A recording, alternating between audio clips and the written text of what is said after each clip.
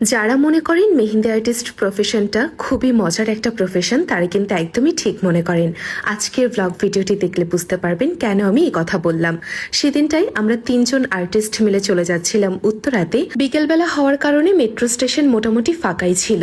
সেদিনটাই আমার সঙ্গে কোয়ার্টিস্ট হিসেবে ছিল স্নিগ্ধা আপু, যে কিনা আমার একদম শুরুর দিকের একজন কোয়ার্টিস্ট। আপুর সঙ্গে আমার সম্পর্ক খুবই ভালো। আর ছিল পূজা আপু।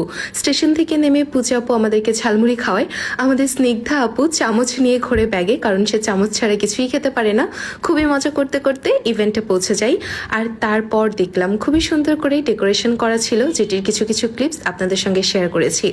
এই জায়গাটা একদম ড্রিমি একটা ভাইব দিচ্ছিল। আমরা পৌঁছানোর পরও তেমন কোনো গেস্ট কিংবা ব্রাইড তখন এসে পৌঁছাননি, যার ফলে আমরা 3জন মিলে অনেক বেশি মজা করছিলাম। তবে আজকের ইভেন্ট কিন্তু ছিল আর্টিস্ট এশা আপুর পেজের। এই হচ্ছে আমার স্নিগ্ধা আপু আর এটা হচ্ছে পূজা আপু। অনেক মজা করতে করতে তারপর আমরা কাজ শুরু করে দিলাম। গেস্ট অলরেডি চলে এসেছিল, আর যেহেতু ব্রাইড আপু তখনও পৌঁছাননি তাই আমি কিছু নন ব্রাইডাল কাজ শুরু করে দিয়েছিলাম।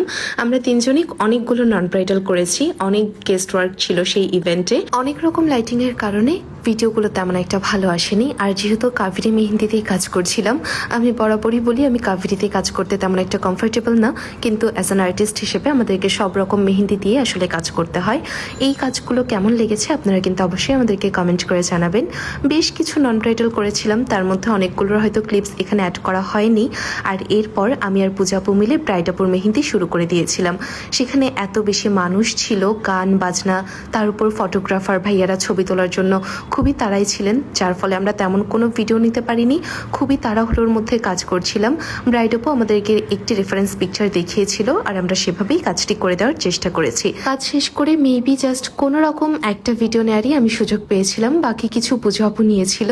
আর এরপর আরও কিছু নন ব্রাইডাল কাজ বাকি ছিল, সেগুলো আমরা বসে বসে শেষ করলাম। আন্টি খাবার জন্য খুবই জোর করছিল, যার ফলে আমরা 3জন খাবার খেয়ে এসে তারপর ব্রাইড আপুর দ্বিতীয় পার্ট শুরু করার জন্য অপেক্ষা করছিলাম। এর মাঝে ব্রাইড আপুরা কিছু ফটোশুট করছিলেন। আমরা 3জন মিলেই খুব এনজয় করছিলাম ওই মোমেন্টগুলো। আপনারাও সবাই ওনাদের জন্য দোয়া করবেন যেন আল্লাহ প্রত্যেকটা নবদম্পতিকে খুবই সুখে শান্তিতে তাদের জীবন পার করার মতন তৌফিক দান করেন।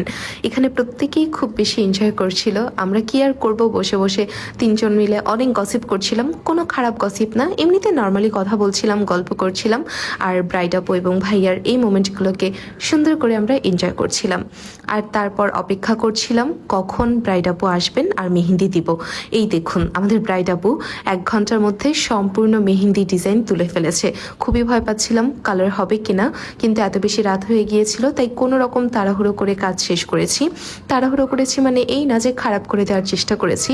সেখানে লাস্ট মোমেন্টে ইভেন্ট ডেকোরেশনে যারা দায়িত্বে ছিলেন ওনারাও তাড়াহুড়ো করছিল উঠে যাওয়ার জন্য, তাই সেখানে কোনো রকম কাজ শেষ করে আমরা পেমেন্ট ক্লিয়ার করে 3জন মিলে রওনা দিয়ে দিয়েছিলাম। তেমন ভালোভাবে আসলে কোনো ভিডিও করার সময় পাইনি তখন। আর তখন অলমোস্ট রাত 12টা বেজে গিয়েছিল। আমরা 3জন মিলে রওনা দিয়ে দিয়েছিলাম। 10টা ইভেন্ট ভালো হলে একটা ইভেন্ট খারাপ হতেই পারে, সেটা নিয়ে মন খারাপ করা যাবে না, কিন্তু সবসময় নিজের কাজের প্রতি অনেক বেশি দায়িত্বশীল থাকতে হবে। আল্লাহ হাফিজ।